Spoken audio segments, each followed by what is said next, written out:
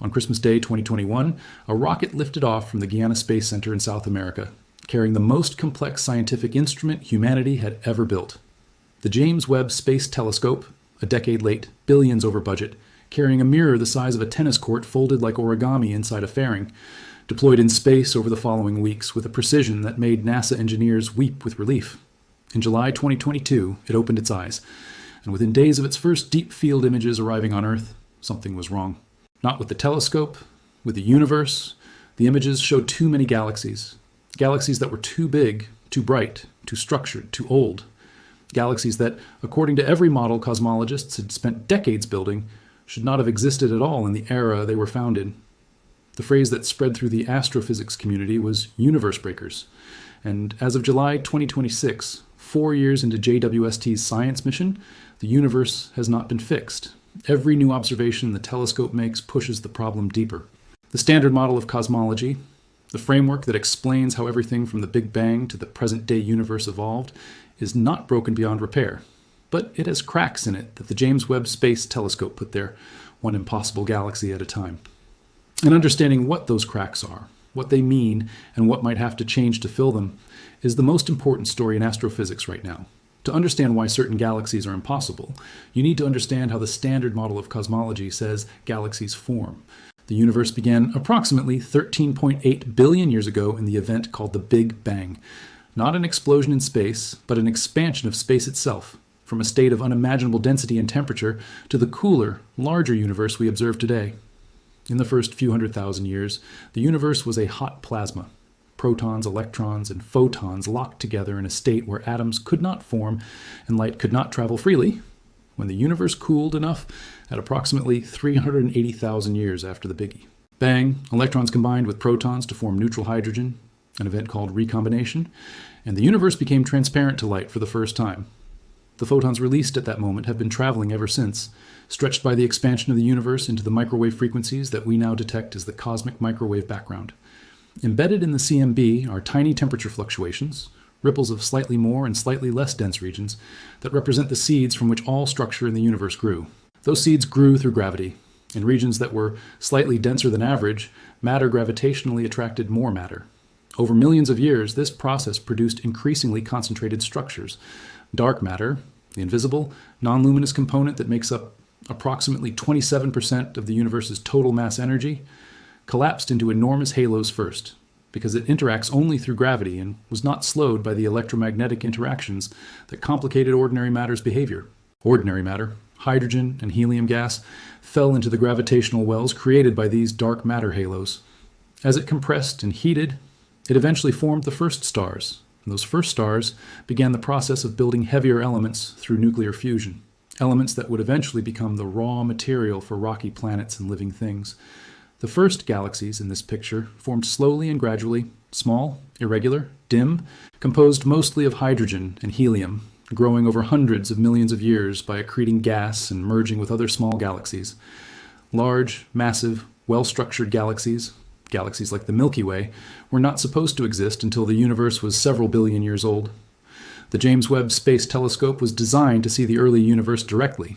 Its 6.5-meter primary mirror, operating in infrared wavelengths, was built specifically to detect the redshifted light of the most distant galaxies, galaxies whose light left them billions of years ago when the universe was young and has been stretched by cosmic expansion from visible or ultraviolet wavelengths into the infrared by the time it reaches Earth.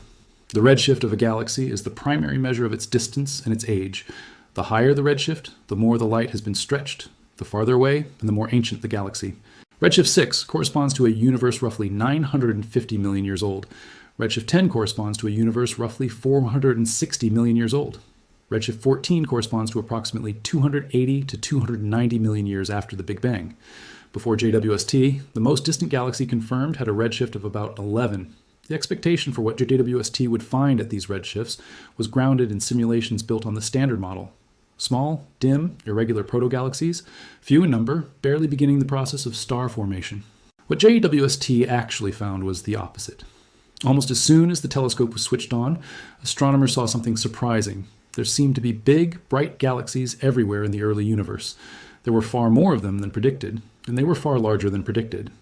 A study led by astronomer Ivo Labert and published in Nature in 2023 identified 6 galaxies in JWST's early deep field images that appeared to have stellar masses between 10 billion and 100 billion solar masses comparable to the Milky Way, at redshifts between 7 and 10, corresponding to the universe being between 500 million and 800 million years old.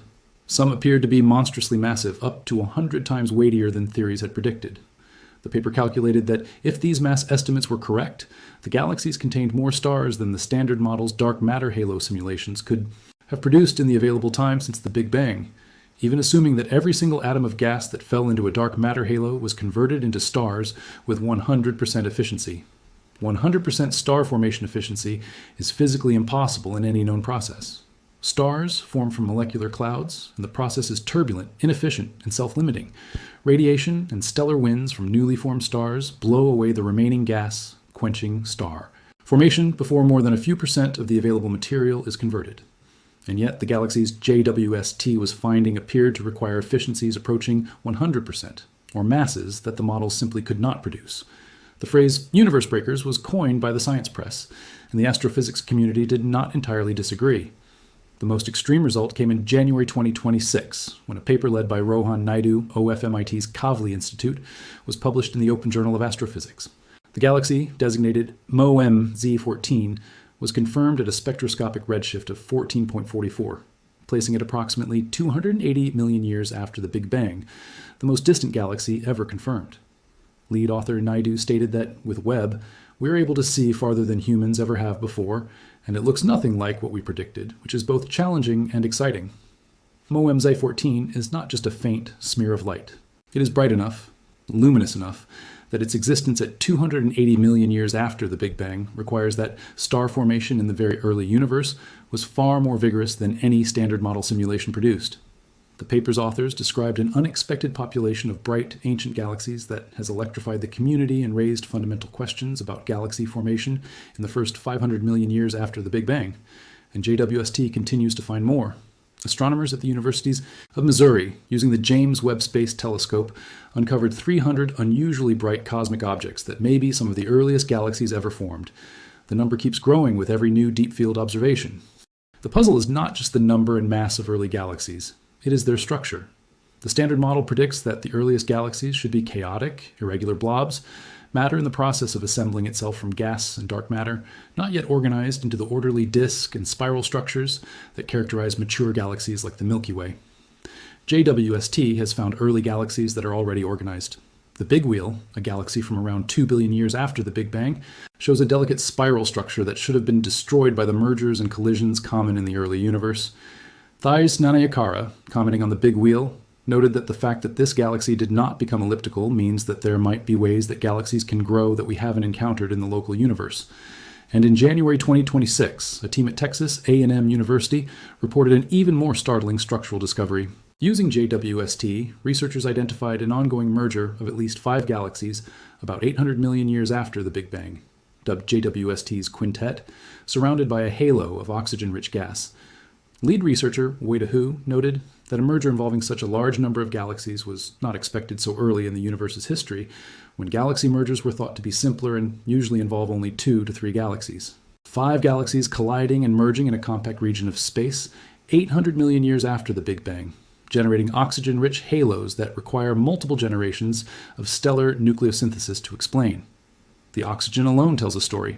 Oxygen is not a primordial element. It is built inside stars through nuclear fusion. Finding abundant oxygen in a galaxy system that is only 800 million years old means that stars lived and died through multiple generations in that system in a time that the Standard Model struggles to accommodate.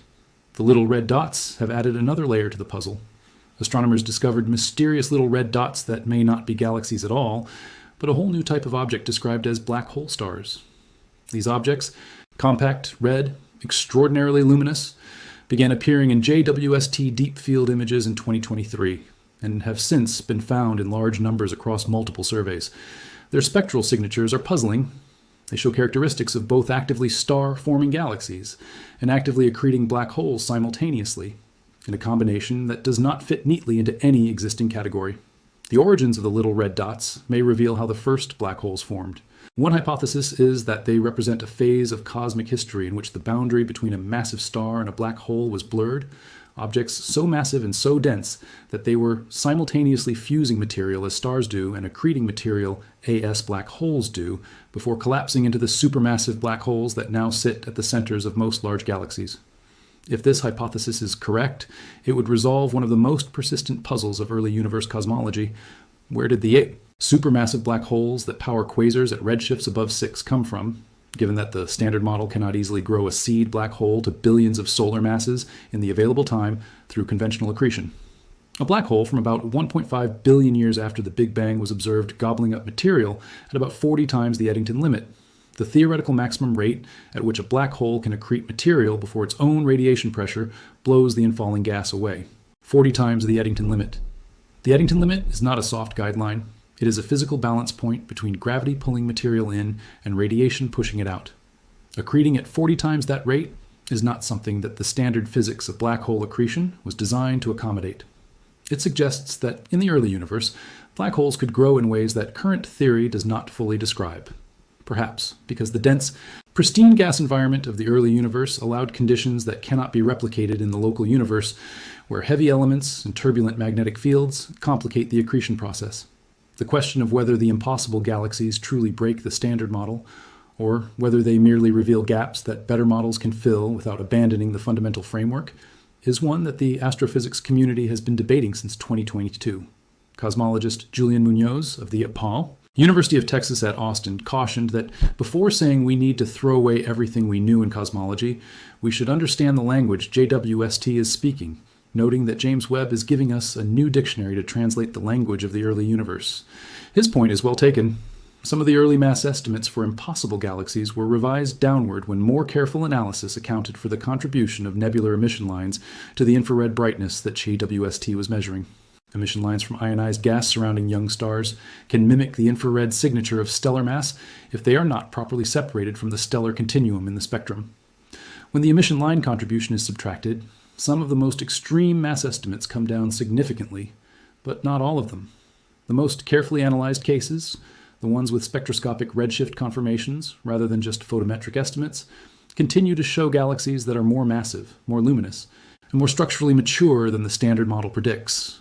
The problem did not go away when the analysis improved. It became better constrained. What is clear is that Webb's observations have created a genuine crisis in early universe cosmology that ground-based telescopes never could have triggered. The data is too clean and too consistent across multiple observations to dismiss as calibration error or artifact. The proposed solutions fall into several categories. The first category involves modifications to the star formation physics. Perhaps early galaxies were simply much more efficient at converting gas into stars than anything in the local universe, because the early universe's pristine gas, with fewer heavy elements to radiate energy away and fragment molecular clouds, allowed larger, more massive star-forming regions to persist longer before feedback quenched them. This explanation keeps the standard model's dark matter framework intact, but requires star formation efficiency several times higher than anything observed in the local universe. The second category involves modifications to the dark matter model itself. Perhaps dark matter in the early universe clumped differently than the cold dark matter paradigm predicts, forming halos earlier or at higher masses, giving ordinary matter deeper gravitational wells to fall into and compress faster. Alternatives to cold dark matter, warm dark matter, fuzzy dark matter, self-interacting dark matter, all predict somewhat different halo mass functions that might better accommodate the early galaxy counts. The third category is the most radical. Perhaps the standard model of cosmology itself requires modification at a fundamental level, either in how dark energy behaved in the early universe, or in the value of the Hubble constant, or in the initial conditions set by cosmic inflation. The telescope's bewildering discovery of bright, early galaxies initially led some scientists to suggest that our understanding of fundamental cosmology, the laws that govern the behavior of energy and matter, may need revision. The Hubble tension, the disagreement between different methods of measuring the expansion rate of the universe, adds another layer of context to the impossible galaxies. The rate at which the universe expands, called the Hubble constant, can be measured two ways: from the CMB, using the early universe as a starting point, or from local distance measurements using standard candles like Cepheid variable stars and Taipei Ia supernovae. The two methods consistently give different answers, disagreeing by approximately 5 to 8%, a discrepancy too large to attribute to measurement error alone. If the Hubble constant is actually higher than the CMB-based measurement suggests, then the universe expanded faster than the standard model assumed, which changes the timeline of structure formation. A universe that expanded faster in its early stages would have had slightly different conditions for galaxy formation, conditions that might produce more massive galaxies earlier than the standard timeline predicts. The impossible galaxies and the Hubble tension may be pointing at the same underlying crack in the standard model, or they may be independent problems that require independent solutions. The data to distinguish between these possibilities is exactly what JWST is continuing to collect, deep field by deep field, spectrum by spectrum, galaxy by galaxy. The authors of the MOEMS A14 paper wrote that JWST itself appears poised to drive a series of great expansions of the cosmic frontier, and that previously unimaginable redshifts approaching the era of the very first stars no longer seem far away.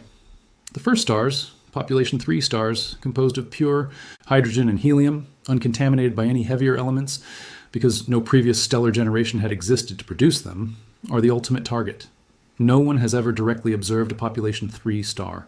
They are expected to have been enormously massive, burning hot and bright, living only a few million years before exploding as supernovae and seeding the universe with the first heavy elements. JWST has found hints of their chemical signature. Galaxies in the early universe with unusual abundance ratios consistent with the yields expected from population 3 supernovae, but has not yet directly imaged a population 3 star or confirmed their existence through direct spectroscopy. That observation, when it comes, will be the most profound astronomical discovery since the CMB itself, and JWST appears to be approaching the redshifts where it may become possible. What JWST has done to cosmology in 4 years of science operations is not a destruction, but a forced maturation. The standard model, lambda CDM, the cosmological framework built on cold, dark matter and a cosmological constant representing dark energy, was constructed from observations that could not see the first billion years of the universe directly. It was a model of the universe built from the middle and the end of the universe's story, extrapolated backward with physics that had been tested only in the local cosmic neighborhood. Your JWST is reading the first chapters for the first time, and what those first chapters contain, massive galaxies, complex structures, multiple stellar generations, super Eddington black holes, mysterious little red dots, is more complicated, more active, and more surprising than the model had predicted. That is not a failure of science. That is exactly what science is supposed to do when it encounters new data. The universe is not broken. The models are incomplete. And the James Webb Space Telescope, pointed at the most distant corners of the observable cosmos from its position 1 million miles from Earth, is doing what the best scientific instruments always do, showing us that the story we thought we knew has more chapters than we realized, and that the chapters we had not yet read were the most interesting ones of all. The Nancy Grace Roman Space Telescope, scheduled to launch in late 2026, will add an entirely new dimension to this investigation. Roman's wide-field camera, covering 100 times the sky area of JWST in a single pointing, will survey vast regions of sky in the same infrared wavelengths that JWST uses for its deep field imaging, but across areas large enough to build statistically meaningful samples of early galaxies rather than the relatively small patches that even JWST's deepest surveys cover. The combination of Roman's wide-field survey capability and JWST's deep, high-resolution follow-up imaging will give cosmologists the same kind of advantage that combining a fishing net with a precision instrument gives a researcher. Roman casts the wide net and finds the rare objects. JWST examines them in detail. The number of confirmed early galaxies in the cosmic census is expected to grow by orders of magnitude once Roman begins its operations, and with it, the precision of the constraints placed on whatever modifications to the standard model turn out to be necessary. The next 2 years, from mid-2026 through 2028, may be the period in which the impossible galaxies problem either resolves into a well-understood modification of star formation physics, or deepens into a genuine revision of the cosmological framework that has defined our understanding of the universe for 3 decades. Either outcome will be one of the most significant scientific developments of the century. And it will have been triggered by a Christmas Day launch, a tennis court mirror unfolding in space, and the first images of a universe that looked nothing like the one we thought we knew.